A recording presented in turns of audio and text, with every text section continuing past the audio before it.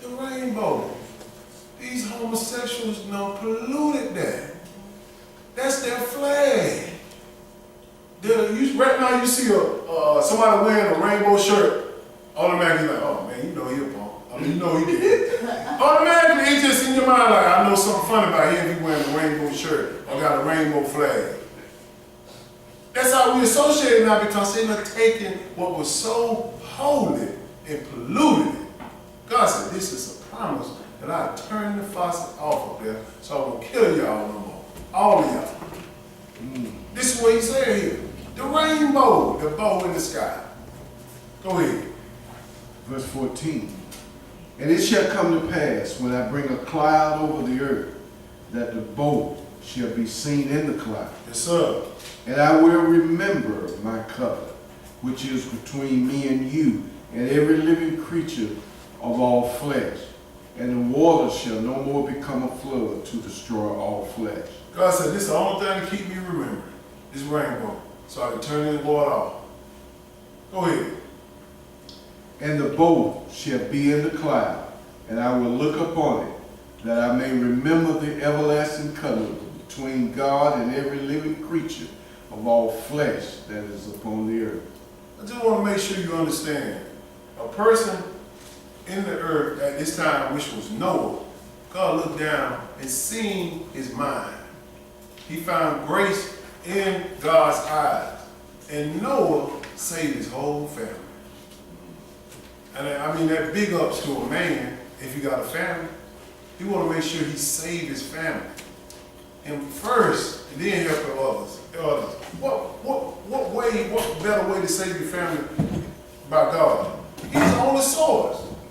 So what we do, we teach this. We keep going. Just because if something happened to me, y'all take this and keep running. Keep running. Something that happened to LC, keep running.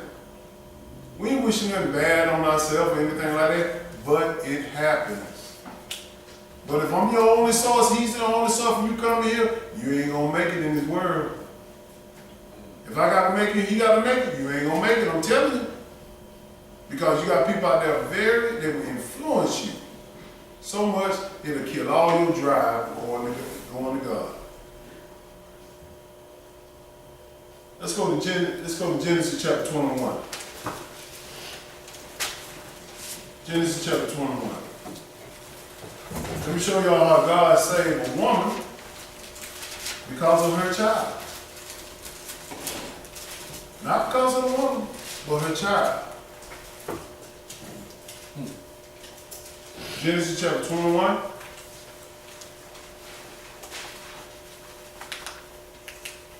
We start with verse 9. We're dealing with Sarah, Abraham, and Hagar, another wife. Verse 9, go ahead. And Sarah saw the son of Hagar, the Egyptian, which she had born unto Abraham, mocking. What do you mean by mocking? She was making fun of Sarah because Sarah couldn't give Abraham a child. And she was picking at her, and Sarah got real mad. And she wanted Abraham to kick her out because she was mocking at her. You know, that was a great thing that a woman can have a child, give a child to her husband. That's big now. Big back then. I don't know about now. Go ahead. Wherefore she said unto Abraham, cast out this bondwoman and her son. For the son of this bondwoman shall not be heir with my son, even with Isaac. He said, kick him out, Abraham. Kick him out, Abraham. They're not going to be heirs with my son, Isaac, because she was mocking at him, messing with her. Go ahead. And the thing was very grievous in Abraham's sight because of his son. And God said unto Abraham, let it not be grievous in thy sight because of the lad, and because of thy bondwoman. In all that Sarah has said unto thee, hearken unto her voice, for in Isaac shall thy seed be called. He said, look, hey, Abraham didn't want to get rid of his son. He was grievous, like, man, that's my son. But God said, listen to your wife, don't get rid of her, because it's going to cause some friction in Two women in the household can't get along, gonna be some friction. But God gonna tell Abraham something to kind of make him, to let him know what he's doing in his plan. Go ahead. And also of the son of the bondwoman will I make a nation, because he is thy seed. So Abraham, I'm gonna make a nation out of this boy. He gonna have a nation, don't worry. Go ahead. And Abraham rose up early in the morning and took bread and a bottle of water and gave it unto Hagar, putting it on her shoulder and the child, and sent her away. And she departed and wandered in the wilderness of Beersheba.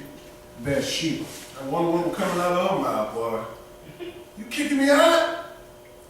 Yeah, I gotta let you go, man. God told me to let you go. Sarah said, you gotta go, you gotta go. He gave her some water, gave her a little food and whatnot, and she went to the wilderness. We talking about the desert. When I tell you God is the God of the elements too, he's God of the elements too. Water. Well, go ahead. Verse 15.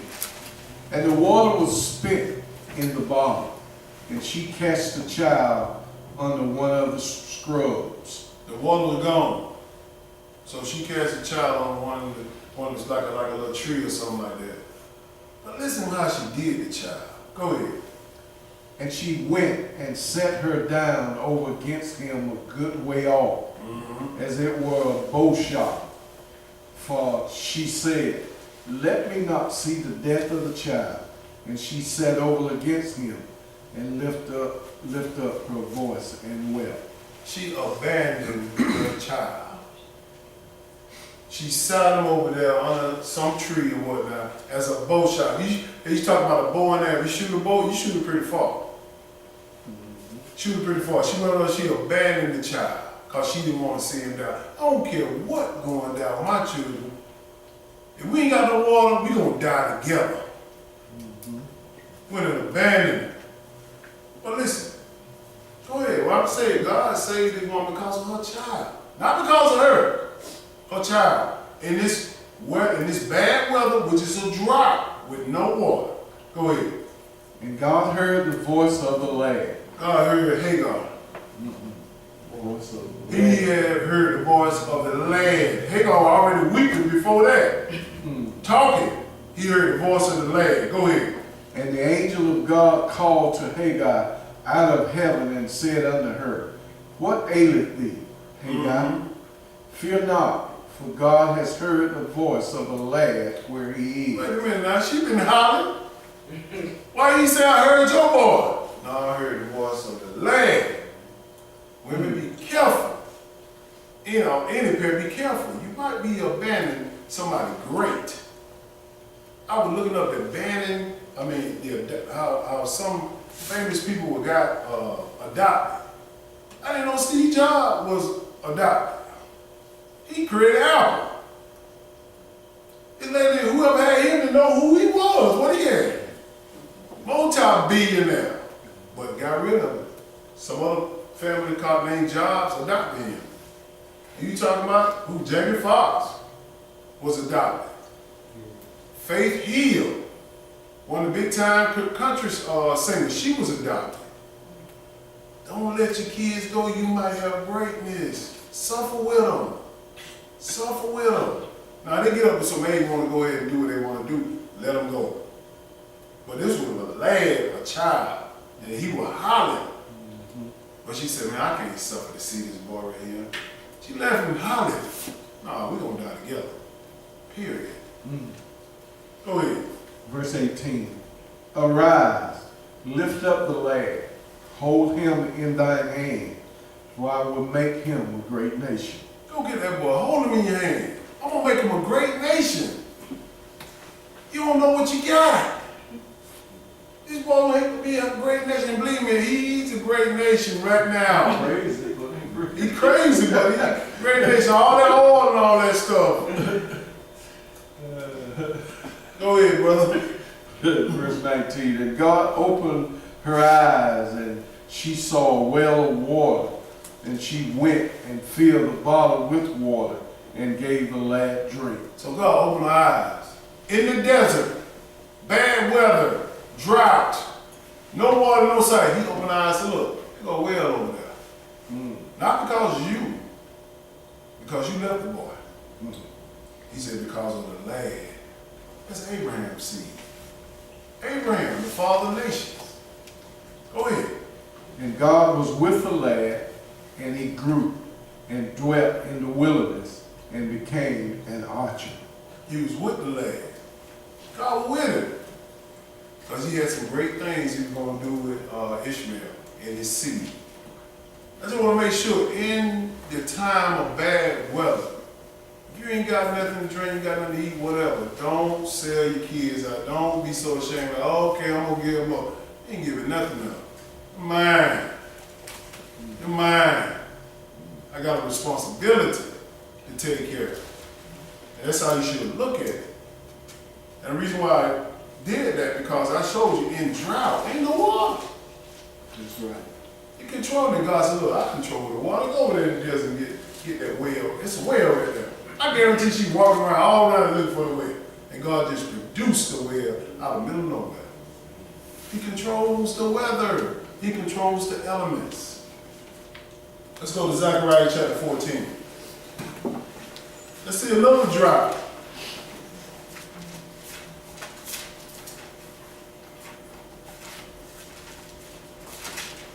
Just want to make sure y'all understand that just because you're going through some troubles and times with the weather, a lot of people scared of weather. I'm talking about that. They go and hide up on the bed, in the closet.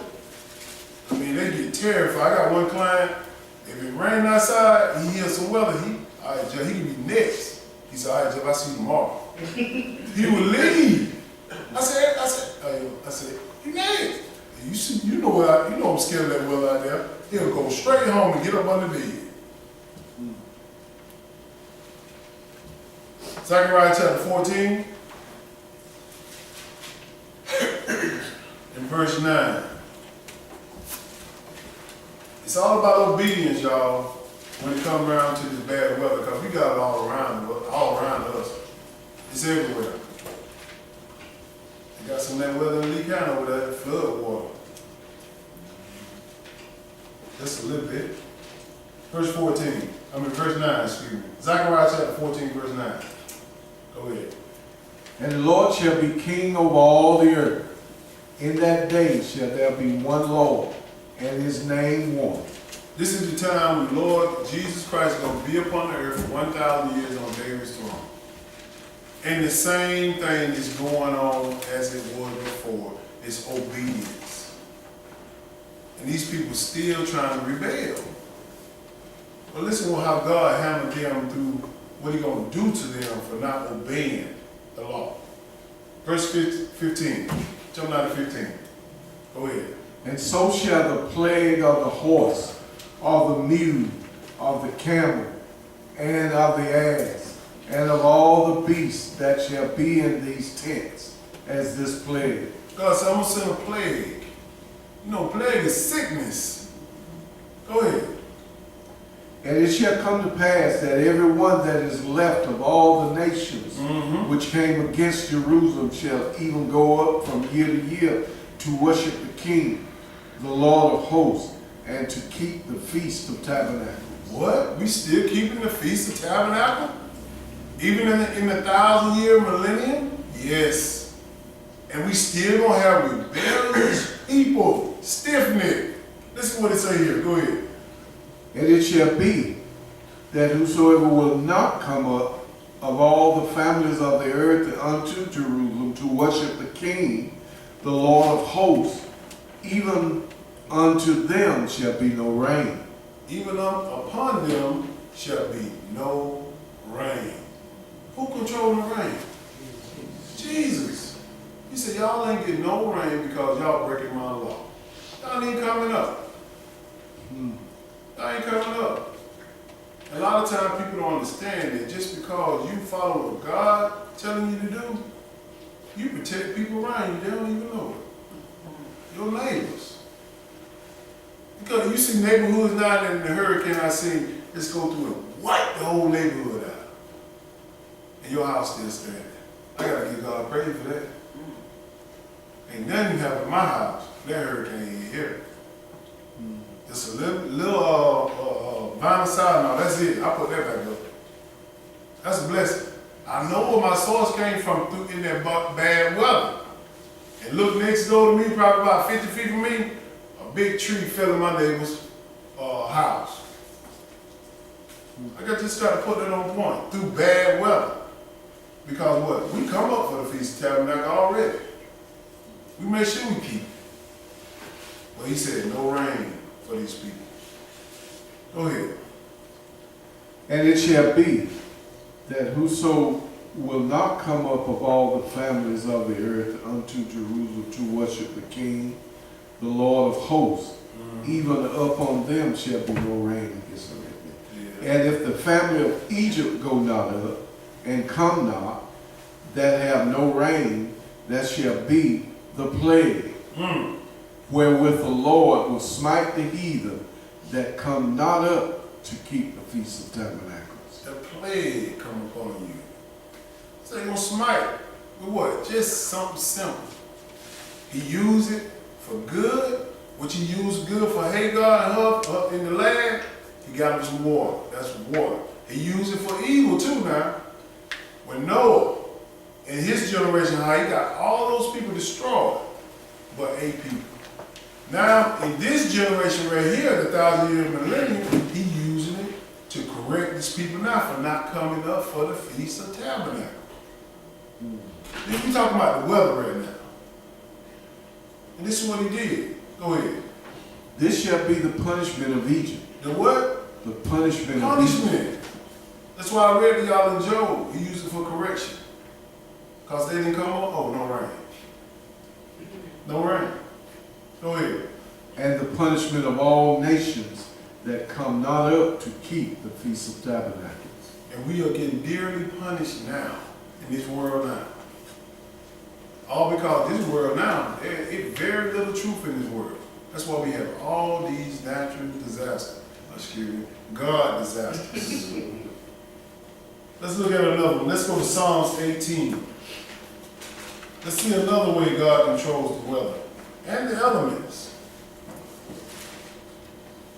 Psalms 18 and verse 13.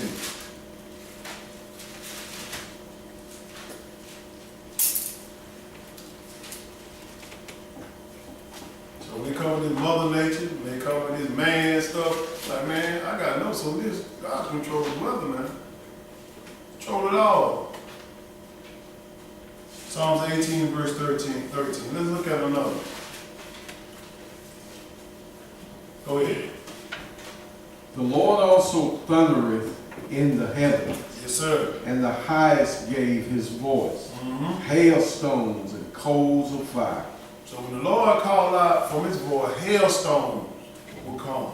We see hail today.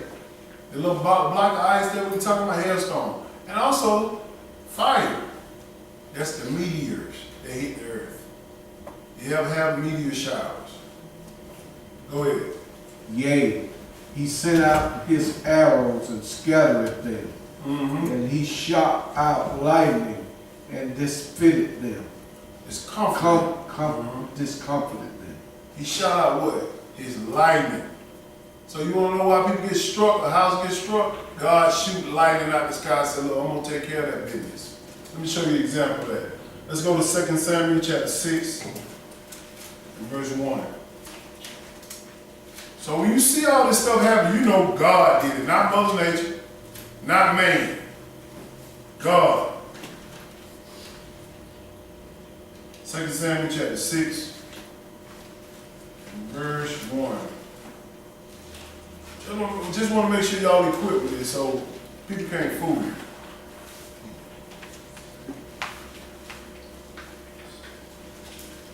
It's a time when David was breaking up the Ark of the Covenant. And somebody didn't follow the instruction.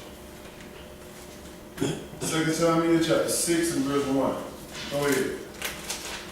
Again, David gathered together all the chosen men of Israel, 30,000. And David arose and went with all the people that were with him from Baal of Judah to bring up from thence the ark of God, whose name is called by the name of the Lord of hosts, Yes, sir. that dwelleth between the cherubims. So he bringing up the ark of God, which is that is the power source of Israel. You have the ark, the blessing gonna come to your household. They're bringing up the ark, and they was having a great time until somebody touched the ark. Go ahead. Somebody touched the ark that shouldn't touch it. Go ahead. And they set the ark of God upon a new cart, and brought it out of the house of Abinadab, that was in Gibeah, and Uzzah, and Aholiab, Ahau, the sons of Abinadab, drave the new cart. One thing about the Ark of the Covenant, it shouldn't even been in a cart. You carry the Ark of the Covenant with rods on the side, and only the Levites could touch it. Certain priests could only touch the Ark. They were wrong by bringing it up in this cart. You ain't supposed to bring it up like that. Go ahead.